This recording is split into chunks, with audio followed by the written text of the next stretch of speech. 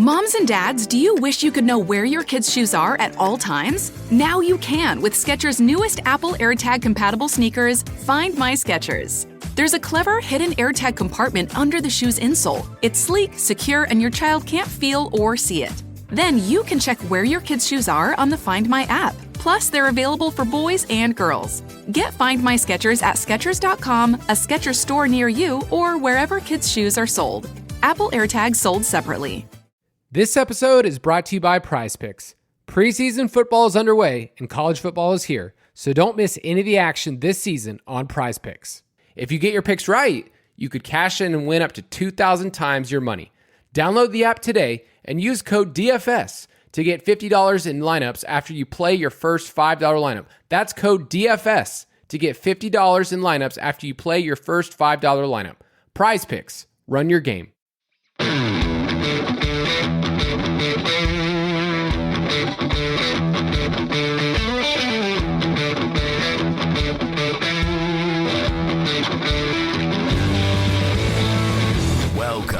To the Fantasy Footballers DFS and Betting Podcast with your hosts, Kyle Borganoni and Matthew Betz.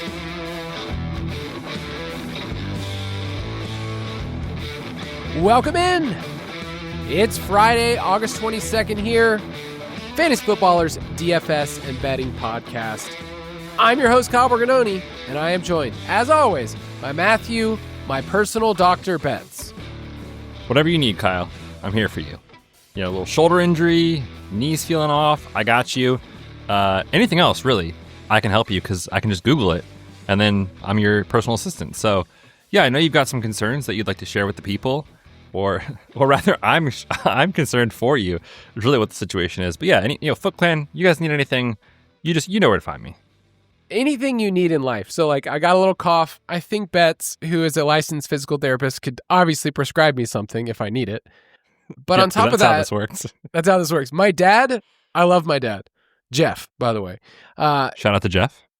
He is one of those people, though, that if he finds out you're somewhat involved in the medical field, he will ask a question.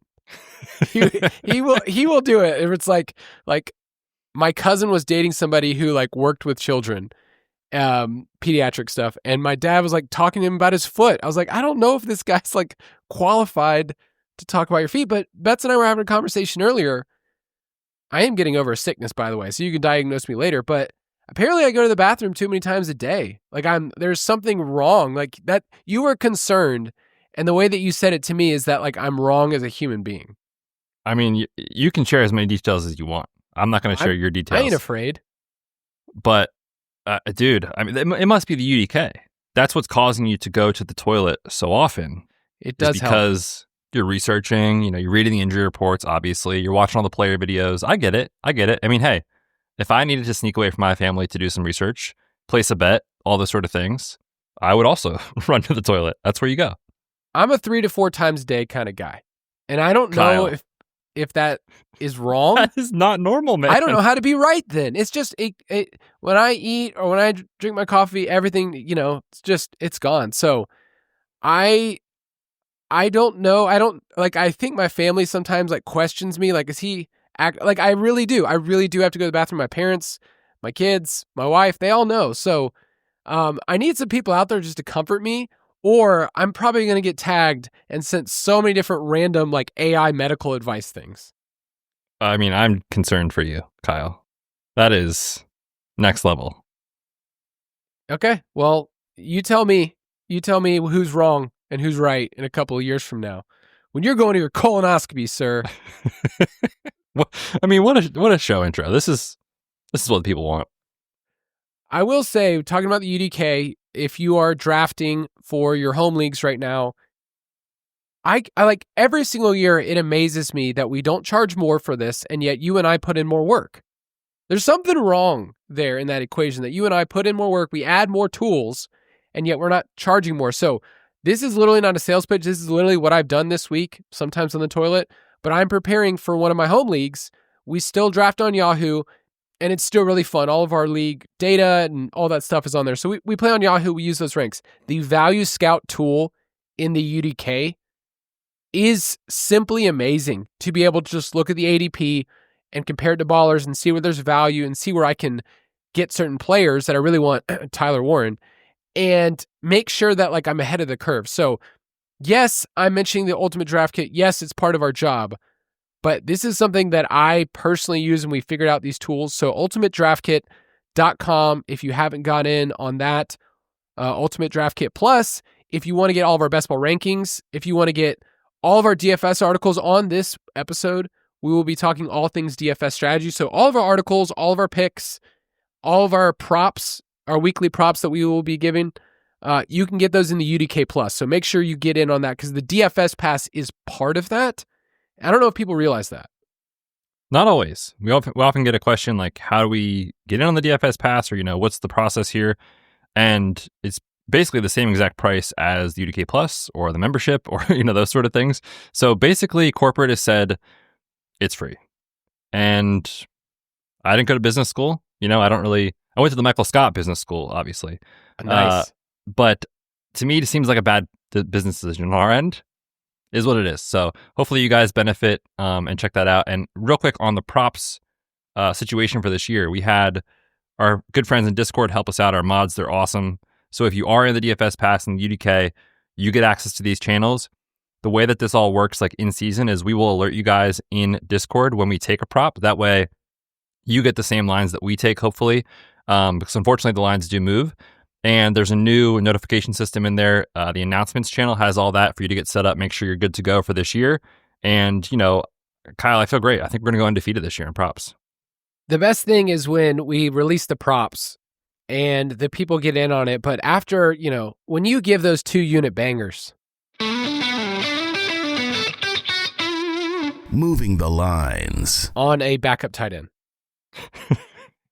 Did you watch this past Monday night's game between the Bengals and Commanders? I did not. Not live. I rewatched some of the highlights and stuff, but I didn't watch the game. Man, my heart, it hurt for the sampler, Drew Sample. He almost scored a touchdown. He was tackled at the 1-yard line. It's like, man, that was your moment right there, buddy. But you better believe if there is an under 1.5 receptions line out there this year, we'll be taking it. Hey, when you get a chance to take a blocking tight end in the second round of the NFL draft, that's what you do. That's what the Bengals are a weird organization, man. Yeah. Like their player evaluation is just wild. I did want to start us off with a quick question. We are getting towards the end of best ball season, and it's one of those things where you and I are looking at some of these large field tournaments that still, they have some spots where you can enter in over these next couple of weeks. And we're asking the question, who can be a late round tournament differentiator? And what we mean by that is if you play on Underdog, you play on DraftKings, who is somebody that just hasn't been drafted a ton comparatively to their teammates?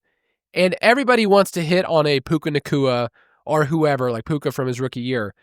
And what we're trying to do is kind of gain leverage and talk about like how often a player's been drafted. So for instance, the Commanders are maybe the centerpiece of everything that is football right now. Bill is everything. We talked about on the Dynasty podcast, talked about on the main show. It's great stuff. It really is.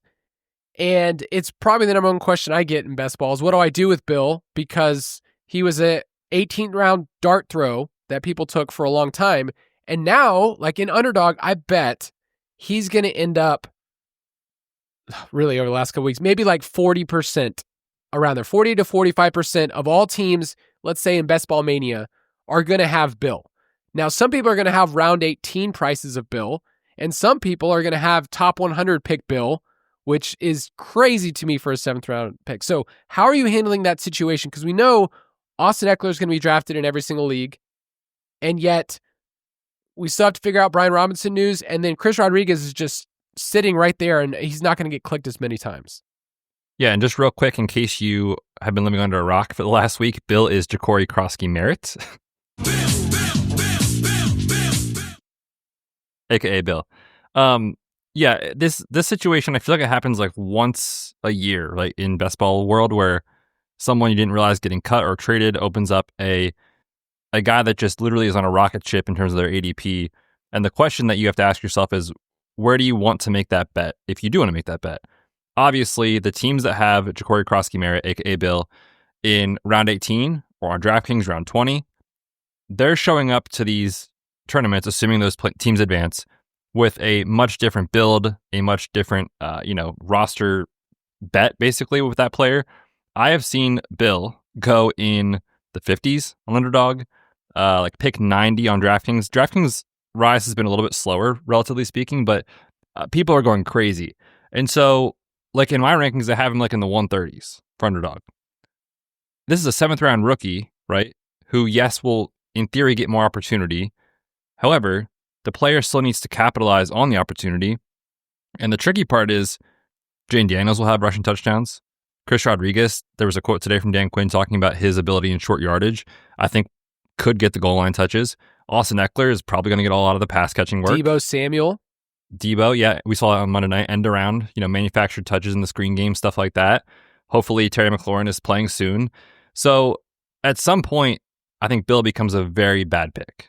I don't know what ADP that is. The way I have him ranked, I'm not drafting him at 70 or 80 overall, stuff like that. I want to be really careful chasing that up, especially in, Best Ball Mania, DraftKings, Millie, stuff like that. You're just competing against round 18, round 20 teams that have him. So yeah, it's tough to chase that, man. I will say for leverage, Chris Rodriguez, I think probably comes in like 5% overall in Best Ball Mania, something like that. So if you want leverage, he's an interesting guy to take. And I think this is just even more bullish, in my opinion, for Austin Eckler. So that's kind of where I'm at with the Commanders' backfield. What about you? Yeah, and just to give people clarity, what we're saying, like when Bet's saying 5%, he's saying 5% of the total field is even going to draft this dude. Right. So it's why you don't want to show up to a knife fight with a round 7 Ja'Cory Krosky-Merritt when someone else is like, dude, I got him in the 18th. Like my roster doesn't need him the same way that yours does. So there's a certain point, like I have him in the ranks where it's like, I'm just not going to get him anymore. And I'm okay with that. Like it's not a big deal. This isn't the piece you need because we know that's Chig Okonkwo. Like that's the piece you need. I mean, everybody knows that, Kyle. Come on. So like at this point, I have a lot of Eckler. I've taken a ton of Eckler. I expect his ADP obviously to rise as well, but I feel pretty comfortable with my exposure. I haven't been stacking up Commanders as much this year. I've been out on the Jaden Daniels price. So for me, it's been like Eckler. I have some Deebo Samuel. Terry's been pretty much off my board in my ranks. Like next week, you and I are going to kind of flip over the cards and talk about players that we have 0%. I have 0% Terry McLaurin. That hurts, man. Like on a personal level, that hurts me. I get it. That was and part of the reason for me doing that was to hurt you. Yeah, and it worked. No, I'm with you. I have a little bit of him just because his price is better now than it was, 2 months ago when he was a 3rd round pick. But yeah, I don't blame you on that one. The other running backs going super late that I think are really interesting. We talked a little bit in previous shows about Emmanuel Wilson. Marshawn Lloyd's body just hates him. Unfortunately, he hates my best ball rosters, and Marshawn Lloyd also hates us. Unfortunately, this is like Kendre Miller vibes is kind of what it feels like, where that maybe it could happen, but just can't stay healthy. The coaches can't trust him. And so if you're looking for the Green Bay RB2 that has been drafted at like 3% rate, 5% rate, Emmanuel Wilson could be that guy in the last round of your draft. We've talked about Sean Tucker, who is... baby. I mean, Kyle, is it happening? He's been on the rise a little bit. Even still, I would expect him to come in somewhere around 20, 25%, which... Again, it sounds like a lot when you're used to like DFS terms. In Best Ball Mania terms, that's not that much at all. So I'm still very in on Sean Tucker. We got to talk about these Dolphins running backs too. So just to give the lay of the land, Devon Achane currently missing time with a calf strain. They're saying it's preventative. They're saying it's mild. We've heard that story before. I mean, there's football in 2 weeks. So there's a chance Devon Achane misses the start of the season or is limited. Then we had Jalen Wright leave practice on yesterday, with an injury. Alexander Madison's done for the year with an IR injury. Ollie Gordon looks like a really strong late round pick. The concern I have is this the Brian Robinson team? Because it seems likely that they're going to need some sort of reinforcements at running back. But right now, if you haven't gotten Ollie Gordon shares, he looks really interesting to me. Yeah, I'm fine with where he goes. And I think a lot of people have been clicking him over the last couple of days because they look at the situation and go, who is going to be the goal line back. Last year, Devon Achane had 15 carries inside the 5. Did you know that only 3 of those turned into touchdowns? Dang. And whenever we cite statistics like that, there are fluky things that happen inside the 5. A carry at the 5-yard line is very different than a carry at the 1-yard line. And It doesn't mean that he can't do this. It's just that Tyreek's brought it up a couple times, and then you look at the stats, you go, yeah, they weren't great. And it seemed like he clearly is the bigger back here, Ollie Gordon, if you want to go that direction. So yeah, I'm fine. I bet he ends up 20%, maybe less than that in terms of total rostership. So I love that type of play, especially if he's going to hang out in the 180s, 190s. It's cool with me. He's probably going to keep rising. Kyle Monangai of the Bears. You know, Roschon was a really, really trendy pick in the first couple of months. I feel like we're getting vibes that like Roschon could possibly not even make the team. I'm not going so far to predict that, but it's scary. Yeah, I haven't heard anything on Roschon Johnson in like 2 weeks. And what's interesting about the whole situation is there was like a headline, like an ESPN article or something like that, and there was also beat reporters confirming like he's been the RB2. He's also getting goal line reps. And we're like, okay, that's what we were drafting him for. Here we go. And then he picked up a foot injury the next day. It's been radio silence ever since. And all of us nerds on Twitter are like, hey, can somebody ask Ben Johnson about Roschon? And there's been nothing. So his ADP is just like sinking like a rock right now. I already have a decent amount, so I'm not necessarily looking to like double and triple down on that. Kyle Monangai is interesting. We need to remember though, like, again, 7th round rookie, and we're all trying to just fit in like who is the goal line back here. I think this is another team that could be in the Brian Robinson Jr. mix if he is indeed available via trade or he gets cut, of course. So I'm like kind of hesitant with the whole RB2 situation here in Chicago. But Monangai, you know, certainly not going to be like ultra unique, but I think like 30%, something like that in Best Ball Mania is probably where I would say he's at. So I think he's fine. I'm not chasing him up though if he's going to get steamed. If he went to any other college other than Rutgers, people would not be excited about a 7th round running back. And yet they make the Pacheco comparison. Same thing people do with Bill. It's literally like Pacheco was a 7th round running back. Therefore, this is what's going to work. Pacheco was not good his rookie year. He was RB36. He had less than 8 fantasy points per game. He wasn't like helpful. He was just a nice surprise for that team. And the next year is when he was really, really good for fantasy. But let's talk about some wide receivers. Because the Raiders wide receivers, it was your boy Jacoby Myers, who you love, and I respect that you love him. He's just not my cup of tea. Jack Besh, who's going to get drafted in 90+%, 95% or whatever. And Dante Thornton Jr. has slowly risen where he's going to end up being around that 75% mark. But Trey Tucker is the one that gets squeezed out. I think Trey Tucker is literally not good at the game. Like, he's just a jag. But it doesn't matter what I think, especially in a round 18 pick if he's going to be an every down player. So you could do worse than Trey Tucker in round 18. Yeah, certainly. Like if what you're asking for from a pick in round 17 or 18, like we all want the Puka, right? We want the guy that's like, this guy's hitting your lineup every single week. The most likely outcome for these guys is you're hoping they hit your lineup 3 or 4 times throughout the entire season. If you make it to week 17, maybe it's in week 17. And I think there's a pretty good chance Tucker will have a couple random, 2 catches, 70 yards, one of them is a touchdown, sort of random stat lines. You can't predict those things, but he is rotating in with the ones. And so I think if you're looking for another stacking partner with Geno, like a backdoor second stacking partner, I think that's fine. And like you mentioned, the leverage piece, right? Jack Besh, Dante Thornton, super, super highly rostered. Trey Tucker, I don't know, what would you say, like 15-ish% for a guy like that? Seems fine to me. What if I told you the only players last year qualified that had a lower yards per route run at the wide receiver position than Trey Tucker were Andre Yoshivas, okay, Van Jefferson, okay, now we're talking, and Jonathan Mingo. So he was at 0.90 last year. He ran a crap ton of routes, 599 routes on the season. That's wild, man. He was literally just running around getting his cardio in. But if he's starting wide receiver, that matters. The Jaguars, You've been drafting Dyami Brown if you've been out there, but you probably haven't been drafting Parker Washington. He's going to be under 5%. It would not shock me if he ends up being in the rotation at some point this year. Yeah, I think he's like firmly in play as the team's fourth option at wide receiver.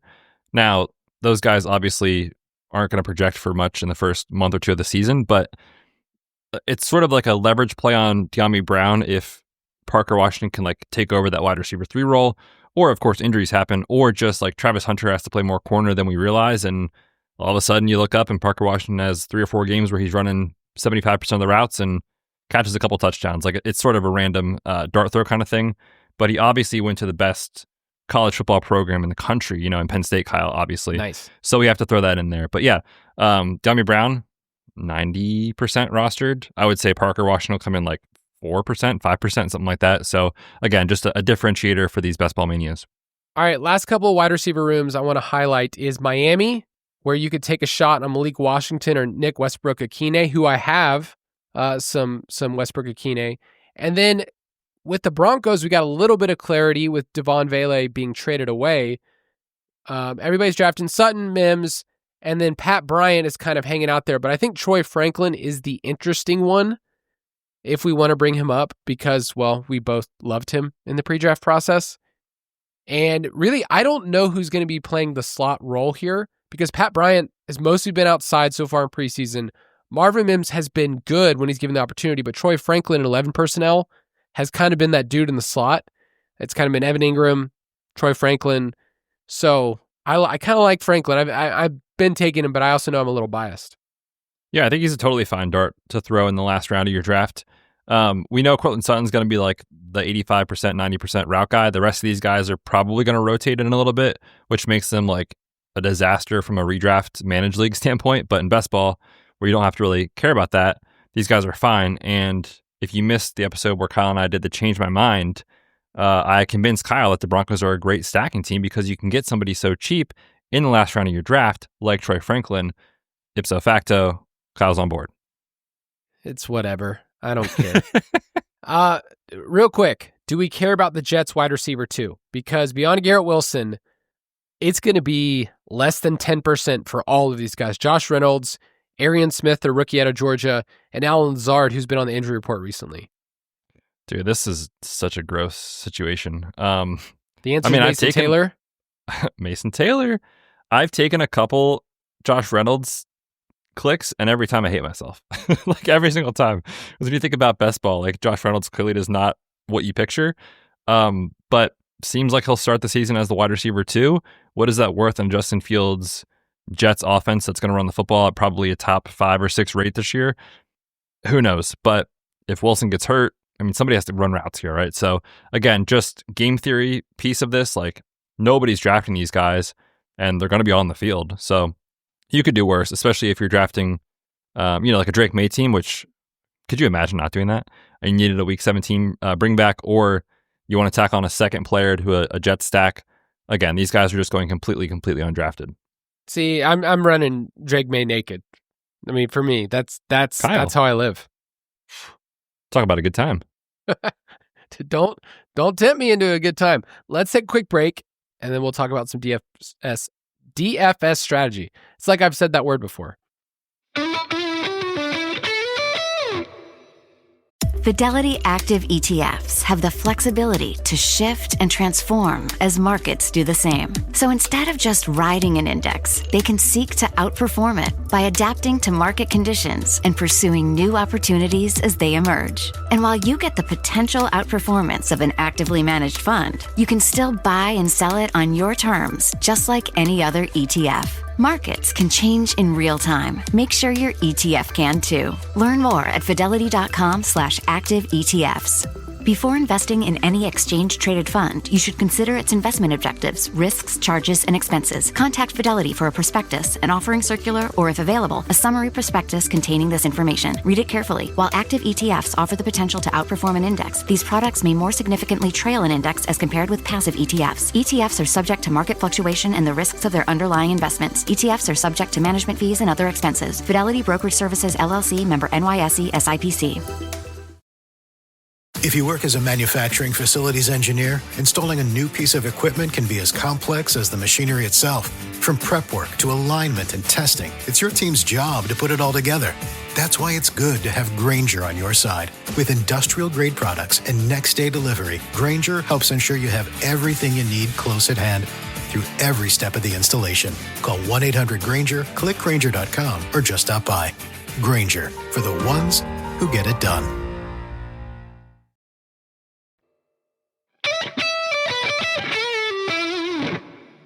During the season, I get to hit this drop every single week, but it's been months and months and months since I've gotten to do it. So I'm very, very happy to do this.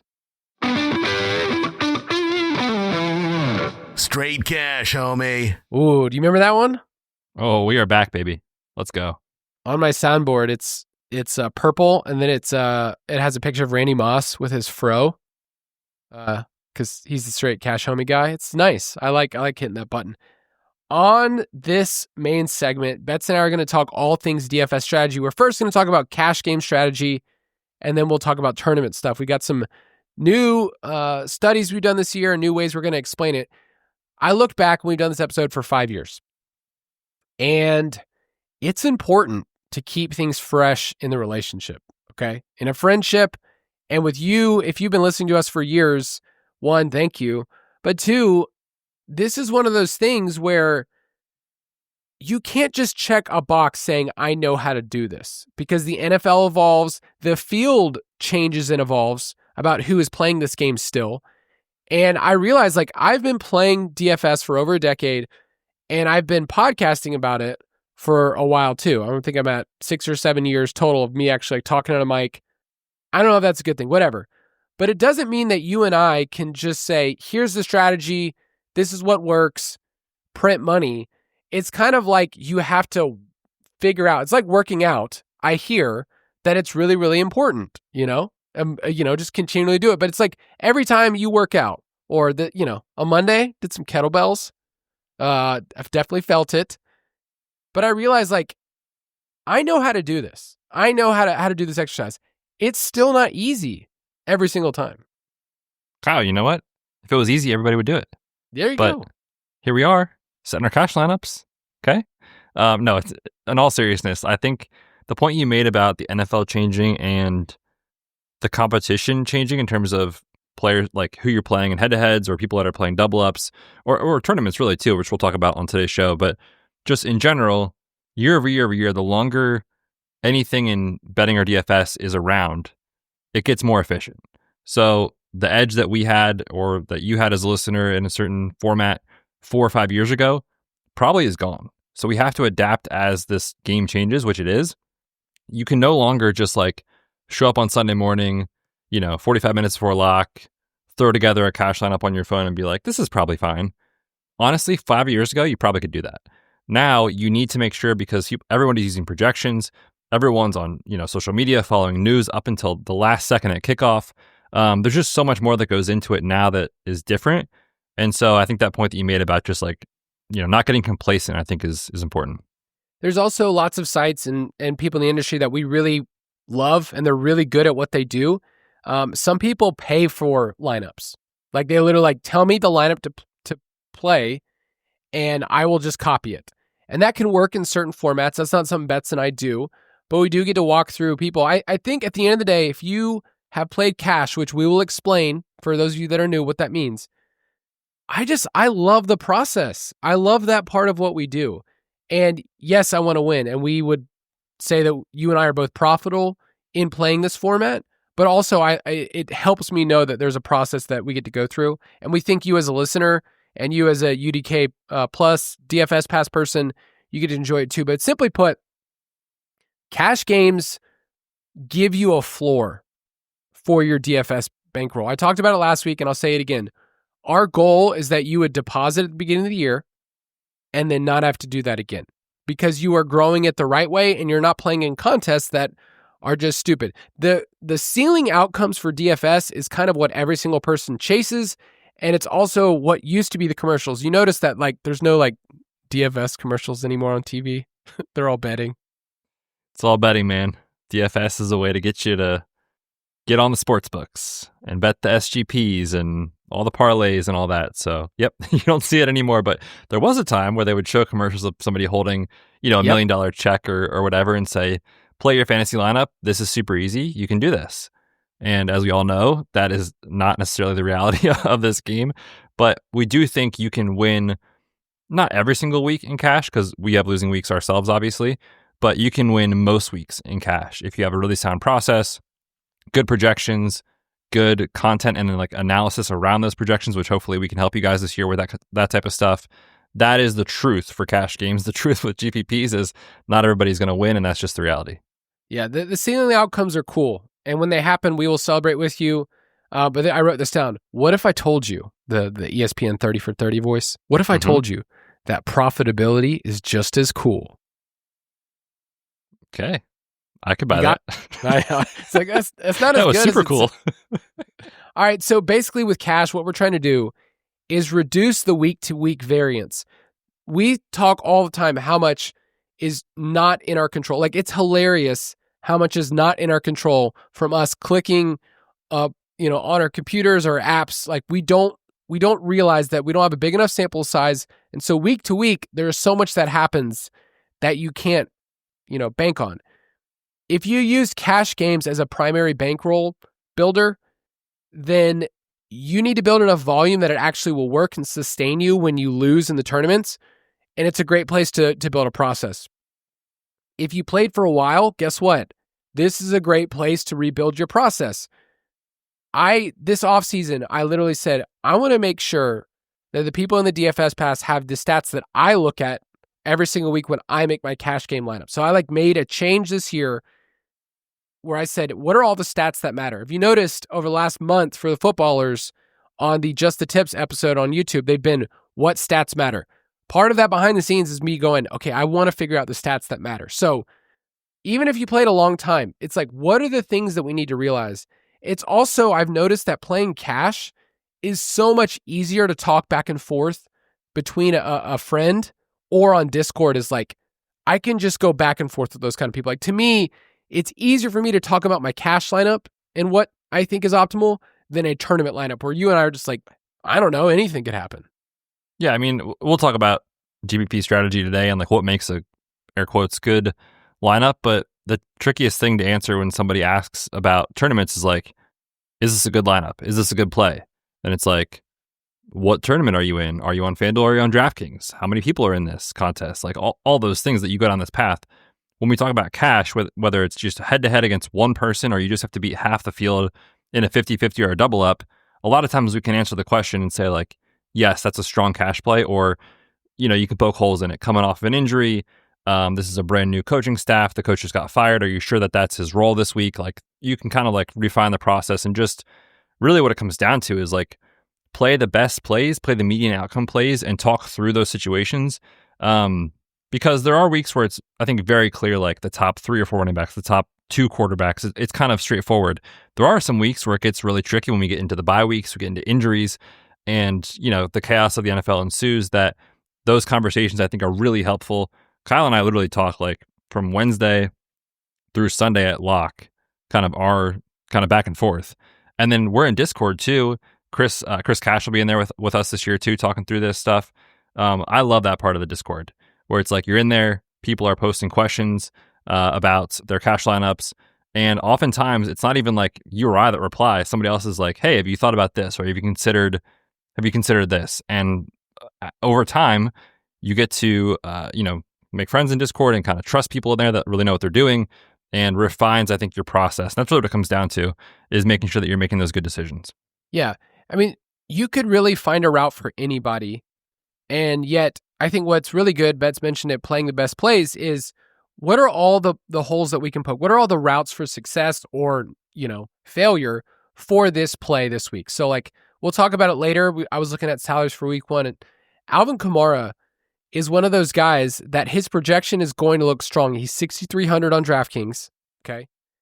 And when you talk about the opportunities on a full PPR website, and then you average it, it's hard to poke holes. Like, you can poke holes in the team. You can't really poke holes in his workload and how many targets he's probably going to see, where he looks like a good median outcome. He's a good cash play. I think I can poke holes in him as a tournament play. If he's super popular as a cash play, I'm like, wow, if the field's going to play him. All of that happens between the conversation you need to have with somebody else. And in cash, I've noticed that just people are really good at poking holes or have you thought about this? I do not recommend telling people that's a bad play because it's like anybody can work. Like, it's like you can have the backup tight end that catches 2 touchdowns. It's like, I didn't see that coming. I'm not going to tell somebody it's just a low percentage outcome. So when we talk about cash, Betz mentioned it. It's 50-50s or double ups. Those are the contests that we mostly talk about and head-to-heads.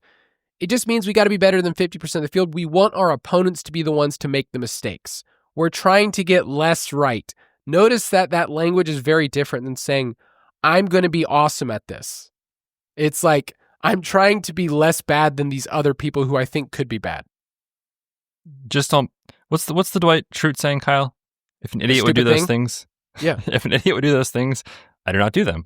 So yeah, I mean, this is really what it comes down to. Half the field, that's all we need to beat. We don't have to be perfect. We don't have to vault up the leaderboard. Just be good enough. And honestly, in 1 week, things could go crazy, and all of a sudden your lineup that you thought was great doesn't cash. But across 17, 18 weeks, if you're including the playoffs, like months and months, you're going to have way more winning weeks than you are losing weeks, assuming your process is correct here. So yeah, it really is one of those things that comes down to play the best plays and make sure that you have a pool of players that you really feel confident in. And I got this question from RMS 330. Said, I'm brand new to DFS. What type of contests are good? If you're playing cash, which we recommend to start out early, it's single entry, large field double ups. So the easiest ones out there are the really large field ones that are $5, $10, $25. I'm in that every single week. The single entry, that's what I write my cash review article on the $25 one. The larger the contest, the better. It increases our chances of playing against people that will make mistakes. And we like single entry. If you have the bankroll that says like, oh, you can play the $5 one 20 times, that's fine. But there will be sharks that come in there and just max it out because they know there's going to be people that are just farting around. And Betz and I, one of our favorite tasks, I feel like we need a segment this year on the podcast for Tuesday's podcast that it's like, who is the silliest player I saw in a head-to-head this year? Oh, that would be fun. There's been some good ones over the years. Yeah, we'll have to come up with a new segment on that. But yes, I think the take home here for these double ups and stuff, the single entry, I can't emphasize enough. That is such a key piece of this puzzle because, like you said, I would like to play against the worst players I possibly can. I mean, we're all here to try to win that week, and we're putting some money down. We want to win money, right? That's what keeps this fun. It keeps us coming back. When you play in the multi-entry double ups, the best cash players in the world are going to put all their lineups in there, whether it's 20 max, whatever it is, they're maxing that thing. So you're playing against more difficult competition, therefore obviously more difficult to cash in those weeks. So I don't play any of those.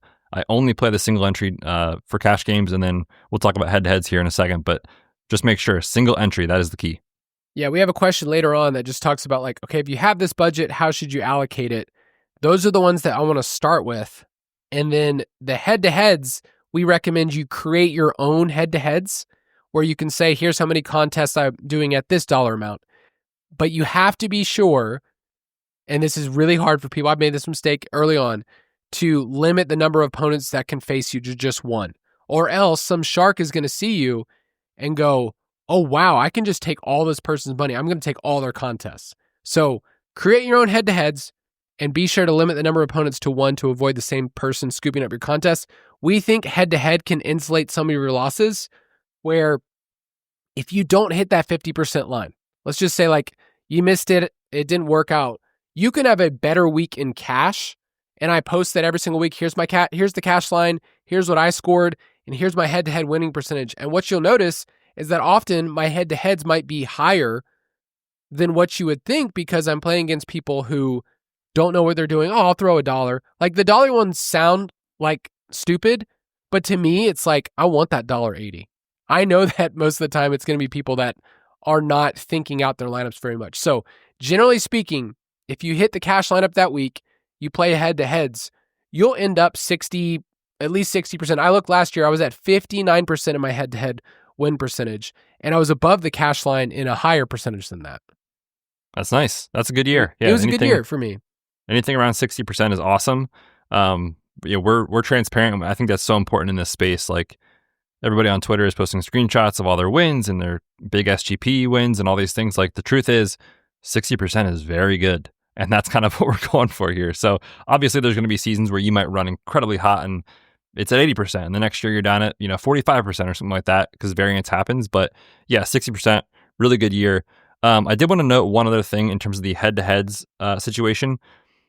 If you're listening to this show and you are going out and creating your head-to-heads, or if you've been playing for a long time and you've been somebody that does this, generally speaking, people posting head-to-heads are the ones that like care about this a lot. Like, you're not going to find a random person rolling out of bed on Sunday morning at 11:30 after injury reports are out saying, oh, I can't wait to post my head-to-heads this week. It's all of us doing it, on a Thursday, Friday, Saturday, like trying to get a lot of volume. If nobody picks up your head-to-heads, half hour before lock, I personally try to cancel those entries. That's a great point. Naturally, DraftKings or FanDuel, wherever you play, will pair you with somebody else that posted a head-to-head, even if they didn't scoop it. So you post something, you have 3 or 4 entries left out there. Nobody took it. It's 12:30 Eastern. It's almost 1 o'clock for lock.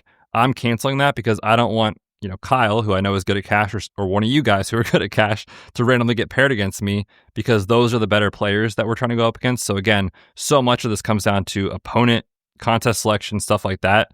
And making sure that you cancel those entries, I think, can be a really good strategy for a lot of people in the long run.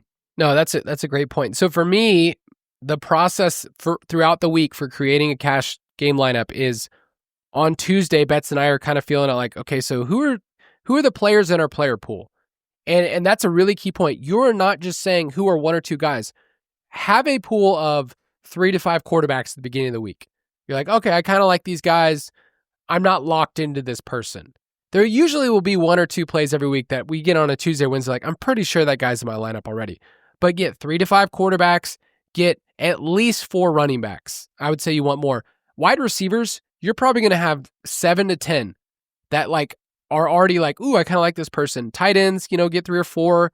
Same thing with defense. Like, you're creating a pool at the beginning of the week of saying, here's my initial reactions. And then you can add players in as people mention them. You go, oh, I hadn't thought about that yet. And that's a really important part of the process. For cash lineups, what I do is on Thursday, Betz and I record our episode that comes out Friday. I go ahead on Thursday and I say, how much am I going to put in cash? Because on the show, I can kind of feel out like, here's how confident I feel in cash. And so I will go ahead and reserve my cash entries for the week, and I will post my head-to-heads Thursday or Friday. And like Betz said, if people don't grab them up, they mine always get grabbed up. But it's like, okay, well then I'll cancel them on Saturday or Sunday if nobody's grabbing them, and I can use that money elsewhere. On the weekend is really when I start to figure out my tournament lineups. Yep, I think I agree with that for the most part. Okay, cool. Every single week, I also post an example of a pool of players in my cash review article, just showing here's what the field did. So like, I grabbed one from week 13, and 73% of the field in cash played Justin Herbert. I mean, it was like everybody was going there. And I look back at that article, you and I said, we really like Justin Herbert. We also like Anthony Richardson. It's a coin flip. Okay.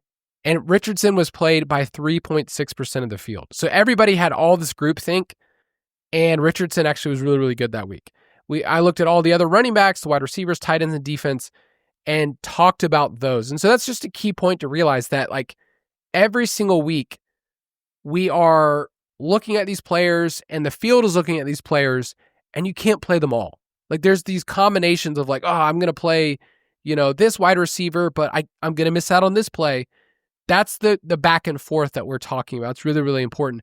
We also want to consider, the team totals, the game environments, their health, late swap, all that stuff we talk about on the podcast. So building a cash lineup and building a cash process, to me, it starts on a Tuesday, but then you just kind of keep trickling down and you keep going. So I actually posted right here for you, Betz, the running backs for week 1. What if I told you that Christian McCaffrey is only $7,300? Well, Kyle, I don't want to give away too much ahead of week 1, but assuming nothing crazy happens in the next 2 weeks, I feel very confident he will be in my cash article on the site, and he will probably be on the podcast, and he'll be in my lineup. So we'll start there. But yeah, man, and week 1's like a totally different animal with pricing because it's been out for so long. But I agree with you. That is the first name that stuck out to me when I did some early research. That might be the lowest we see CMC again this year. Yeah, and I like researching those things and bringing them up on podcasts. Like, this is, the lowest price that we've ever had of any player. I tried to use the Buttlicker drop, but it didn't work. Come on, man. Perfect opportunity for that. Well, you know what? I don't have that one, but I have this one. We got that one ready for every I mean, if he hits this year, I will feel it in best ball, and I'll be sad. But for that drop to just keep playing over and over again on a week in and week out basis, I mean, that might be worth it.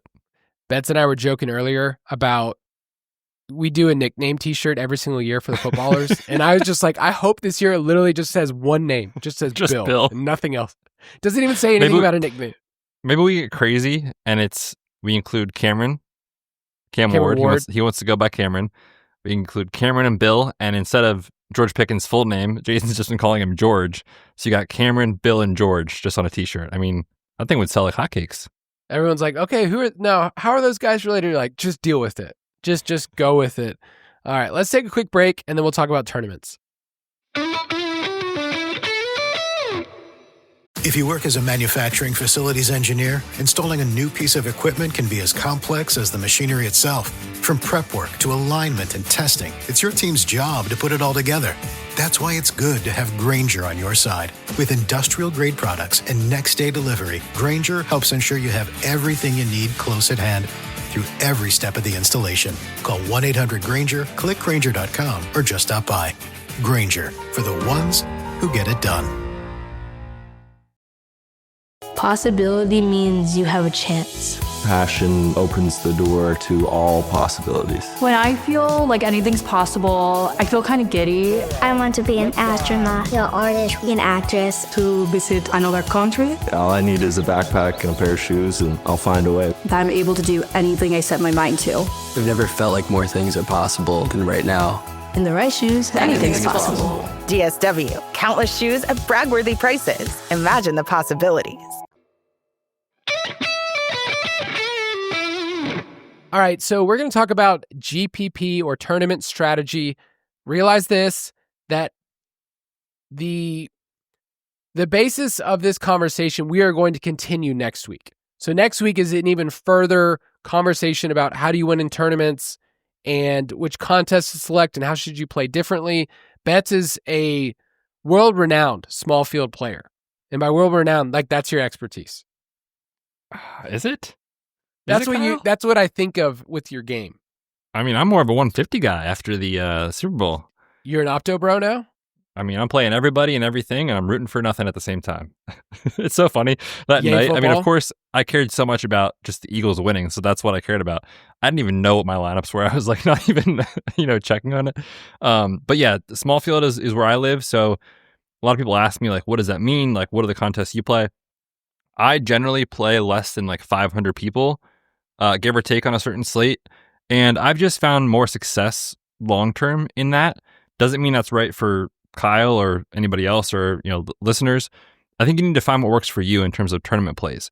I don't have the ability oftentimes right up until lock because of family and life and kids to like adjust the 150 set or, do all these crazy things in the optimizer.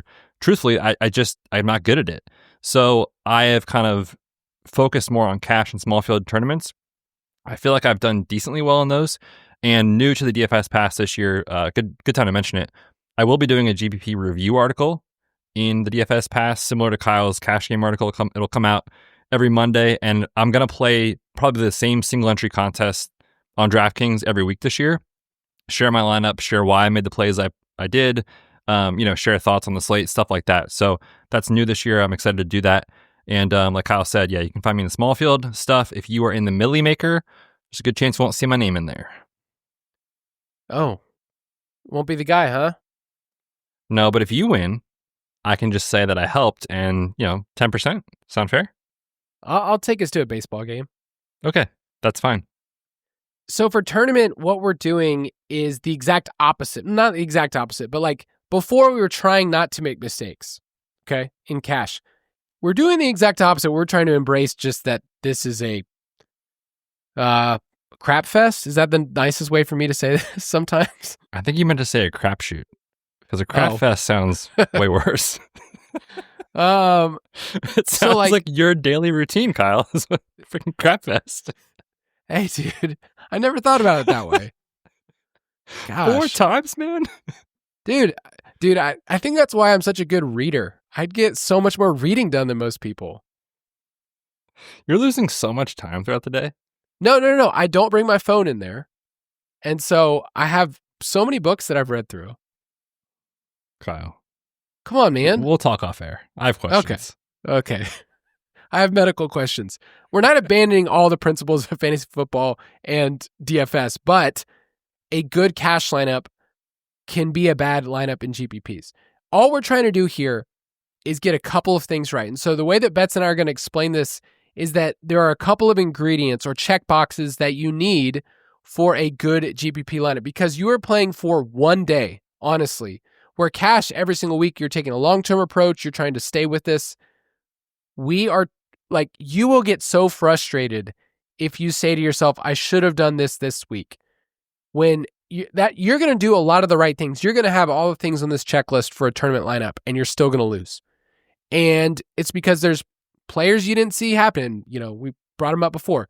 Mac Hollins, or, some random backup wide receiver is going to be the one to catch the touchdowns, and your wide receiver one that you paid up for hurt your lineup. So why don't we start off, Betz, about stacking, because I think everybody knows that, but what are the first couple of things we need for our tournament lineups to check off, or what are the ingredients?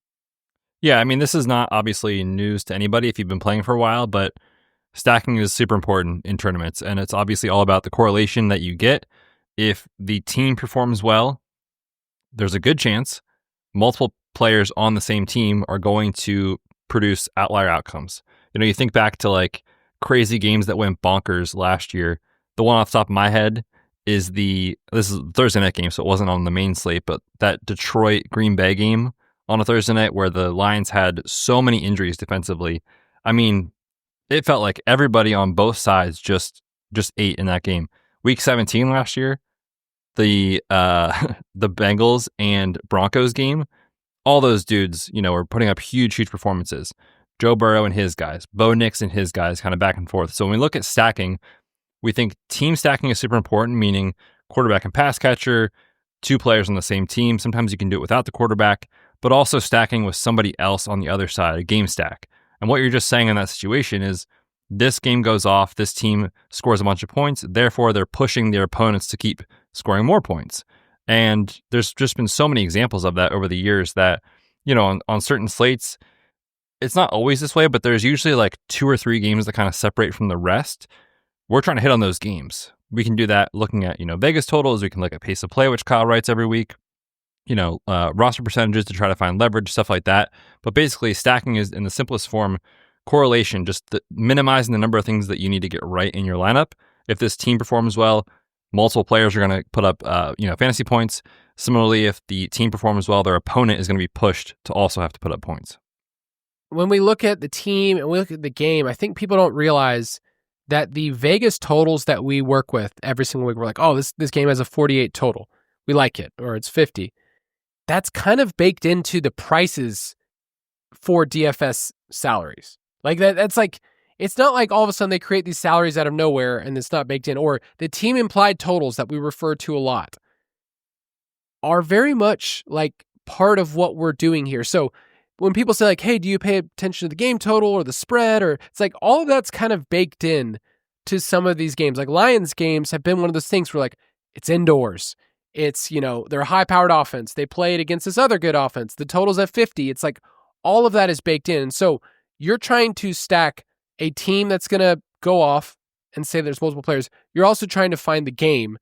And a lot of times those are already done for us. Okay, so the handful of games that Betz and I mention every single week on our Friday episodes, we pick 3 to 4 games. We say like, these are the most important games. We do that for you. And we talk about, here are the combinations to stack. So those first 2 things, team stacks, game stacks, I feel like is something that every single person already checks off their boxes and they don't realize they're already doing it. Yep, for sure. And that's, again, it sounds so simplistic, but it really is kind of the first place a lot of people go. randomly across the season, you will see like the million maker winner just has like no stacking, no correlation, just hit on the most random thing. But the data has shown year over year over year, the vast majority of top 25% lineups in these large field contests have these components in there. So we really feel like, sure, is there a random slate that will happen where stacking isn't needed? Of course. But the vast majority of the time, stacking helps you vault to the top of the leaderboard, and the data has shown that across these contests. So we want to stack our quarterback with at least one pass catcher. You can do it with the running back. We would just say over time, it's not something that's been super beneficial. You basically need everything super condensed. You need a mobile quarterback, and you need a running. So it's like you could have done that with Lamar and Henry a handful of times last year. You also would have had to pay off, or you would have had to pay up for it. And who knows if it actually paid off at cost. So team stack, we want a game stack. We want a quarterback and at least one pass catcher. And then what we want to do is we kind of want to bring back somebody from the other side in the stack. Nobody correlates better than somebody in the same exact game. So if you have Lamar, and let's say, let me throw out a random guy, Rashad Bateman. Heard of him before, okay? 9 touchdowns last year. Dude, what's funny is I didn't like Bateman that much as a prospect, didn't care that much. And now he's kind of like a fun player to throw out there.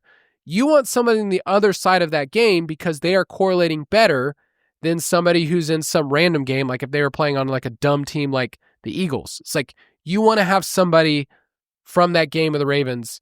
And so the wide receiver 1 and wide receiver 2 on the opposite side of Lamar, they actually correlate really well, and actually they're pretty much the same. So I find that if there's one wide receiver on the other side of that game that's really popular, you can gain a ton of leverage by going with the other one, if it's the cheaper guy or the more expensive guy, and you get leverage that way. Yeah, I think that's a great way to put it. To put it in like week 1 context for people, I'm just going to pick a random game. Giants and Commanders. Let's say you're running out a, Russ to Neighbors stack. And you're looking for a bring back on Washington. Assuming Terry McLaurin is healthy and out there and contract resolved and whatever, most likely the first place people will go is, okay, I'll bring it back with Terry McLaurin. But what you're saying is the data has shown the correlation is just as good with somebody like Deebo Samuel in that example. But oftentimes the roster percentage is a lot higher for that wide receiver 1 on the other side.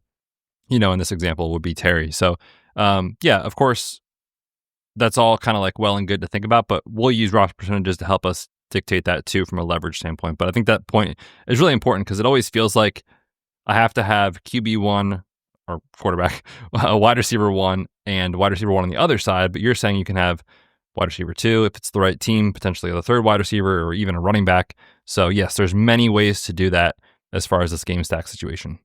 Yep. So you're trying to figure out the stacking part first. That's like how I build my lineups first. Stack Attack. I haven't got to hit that drop either. So I saw it on the board. It looked kind of lonely, but you got the stacking down.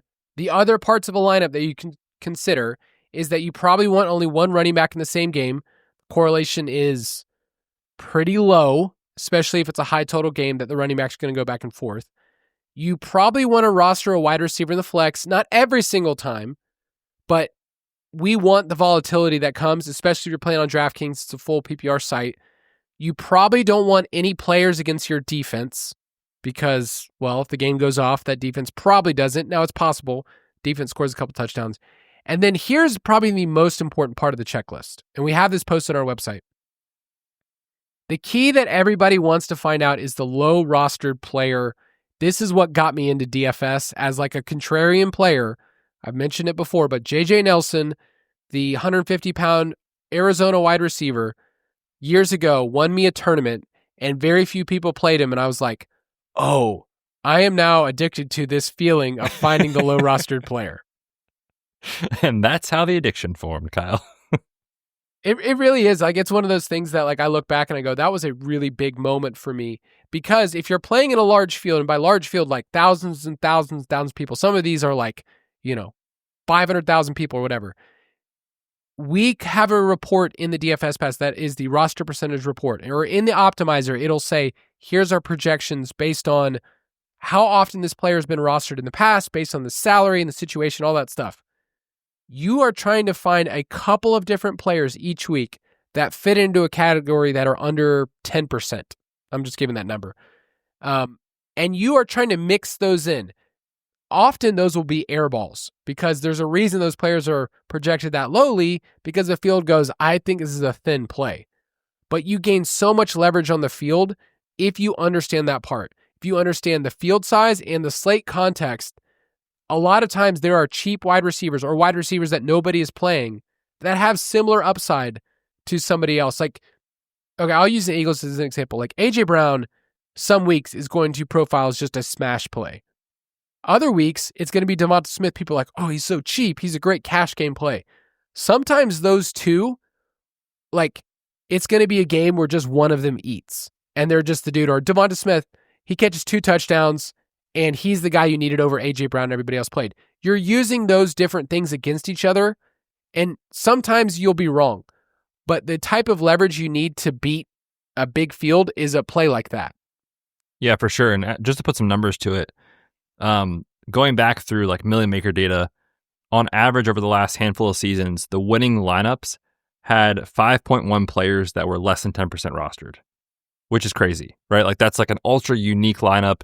You need to get different because you're competing with so many people. The only way to vault to the top of the leaderboard is to have guys that nobody else has. On the other hand, if you're playing in smaller field contests, which for this was less than 1,000 people, the winning lineup on average only had 2.93 players that were less than 10%. So you don't have to get quite as weird and off the board and unique, which is kind of why I prefer those contests where like, I feel more confident in what I'm actually doing rather than just being like, I don't know, nobody's playing him, so let's just see what happens, which kind of is what you need in these large field tournaments. Of course, there's more strategy than just that, but I think that's part is so important because I jokingly said we often get questions like, is this a good tournament play or is that a bad tournament play? And it's like, what does the rest of your lineup look like? Are you in 500-person field or the Million Maker?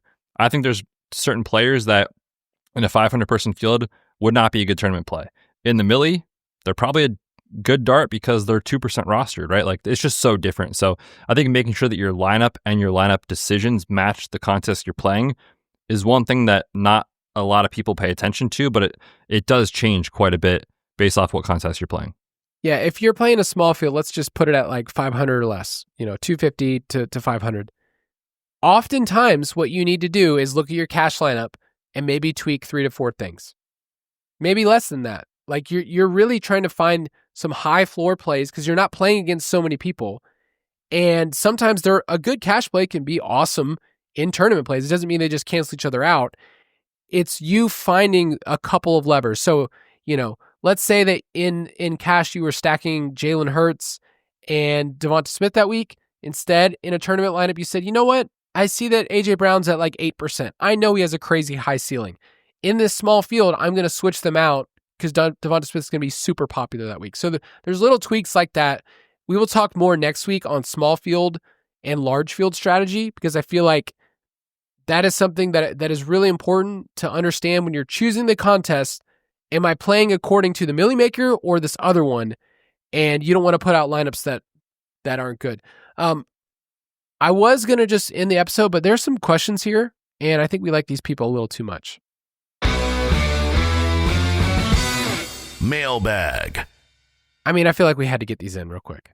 Right? We have to. Okay, first one's from C-Nor. He says, how important are Vegas totals in determining GPP stacks? Is it a good strategy to avoid games with totals lower than 44, or does skinny stack on a Vegas total lower than 44 be good? I'm just curious to hear strategy. I mentioned this concept earlier.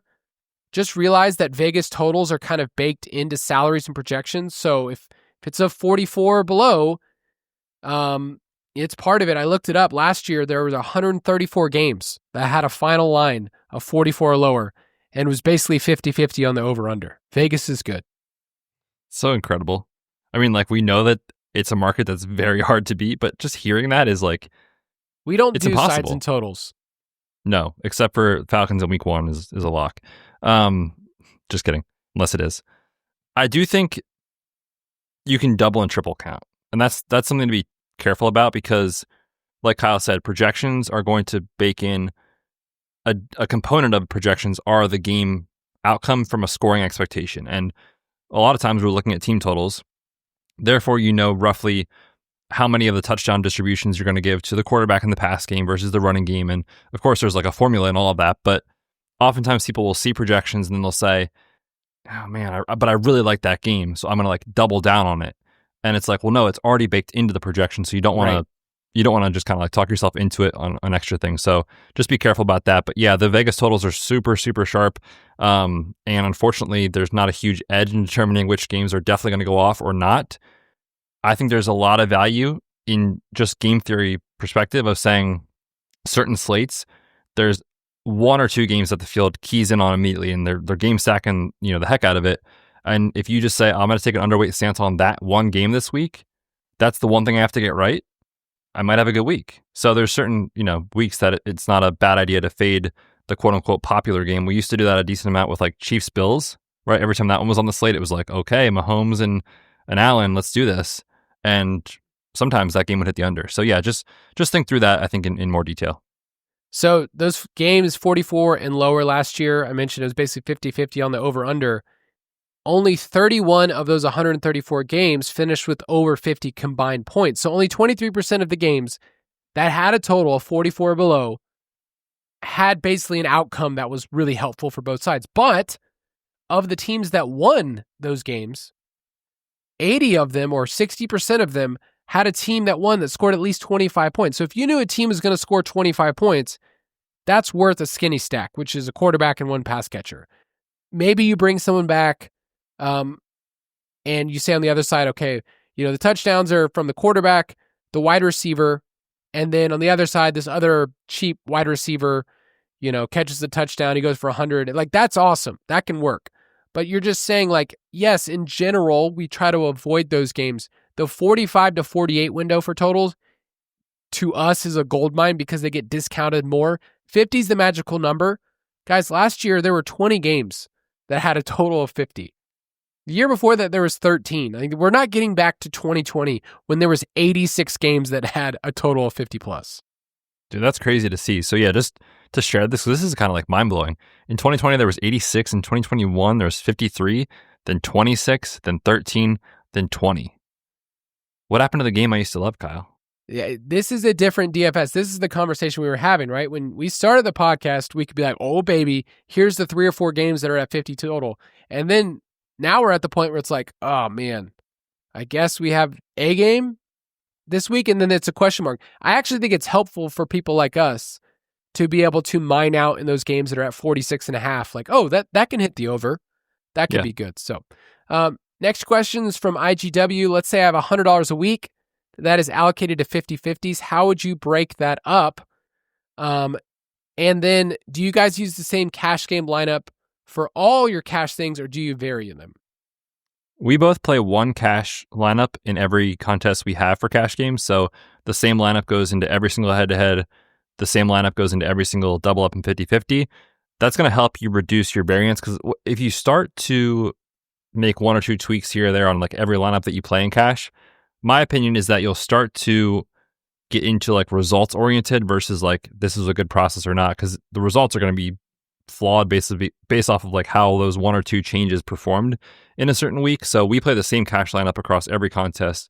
As far as the bankroll question, I think it's more user specific. If you're good with a lot more risk and you have $100 to play in a week in cash, you want to play it in one contest, I think that's totally fine if that's your style. You also should understand that there's a good chance you're playing against more skilled competition in the $100 single entry than the $5 single entry. So personally, I like to divvy mine up rather than just go all in on like a super high dollar one. But again, that's just my preference. I think it helps with contest selection and with our opponents rather with that situation. That's how I view it. What about you, Kyle? I only do one cash lineup across all of mine because it would hurt my brain to make multiple ones and do everything else we do. It's also really helpful to go back and say, that was my lineup, as opposed to like, oh, I was kind of good here, I kind of wasn't good there. If I just would have done this, it's like, here's my one lineup. I can make the adjustments and I can be very, very clear. Betz and I also are not in the business of saying I coulda, woulda, shoulda done this. It's not going to help you. You didn't do it. So there is a way to do this where you can break up your $100 and half of it can go to double ups, which we would say single entry. You could do 25, 2 of the $10, 1 of the $5, And then you can have the rest of your head-to-heads be that. So it's like half of it's double ups, half of it's head-to-heads. You could break it up that way if you want to. Talk that out in Discord. I feel like that's a really good place for people to say. They don't have to give exact amounts, but percentages is what we usually end up saying. Like, use a percentage of your bankroll for this. All right, last question. It's from Eric Sipola. Do you have a process for narrowing which stacks are your absolute favorites for small field or 3 to 5 max contests? I know it's acceptable to eat more chalk than Millie Makers, but I haven't found a quantifiable strategy yet to decide between lineups A, B, or C for whatever contest. I was going to have a long conversation here about like choosing between A, B, and C is like a really hard like philosophical argument as it is, just without even adding players of like, oh, should I do this, or this? In DFS, there's not 3 doors that you could go down. There are literally like so many combinations. So I will just say as a whole, this game is really, really hard. But for me, if I'm doing a small field, I'm just first narrowing it down by saying, who are the quarterbacks that I'm building around? Who are the 1 or 2 quarterbacks that I really like that I'm going to, like, I like 20 max because it gives me a chance to say, I'm just going to pick 3 quarterbacks here.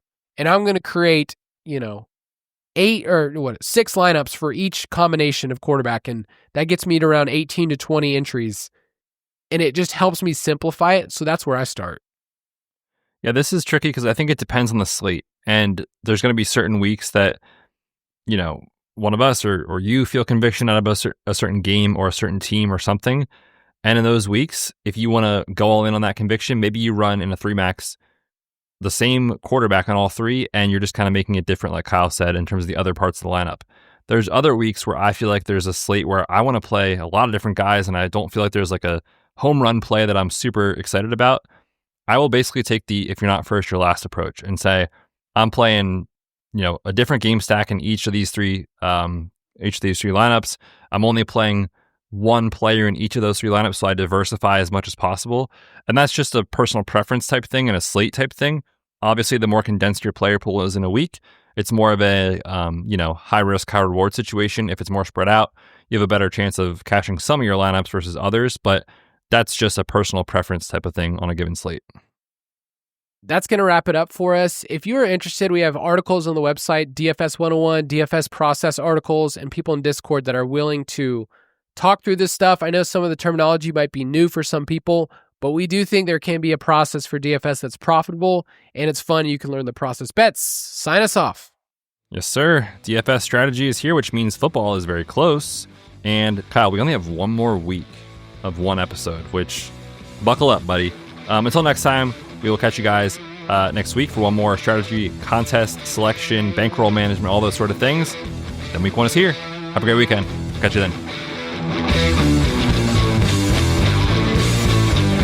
Thank you for listening to another edition of the Fantasy Footballers DFS and Betting Podcast.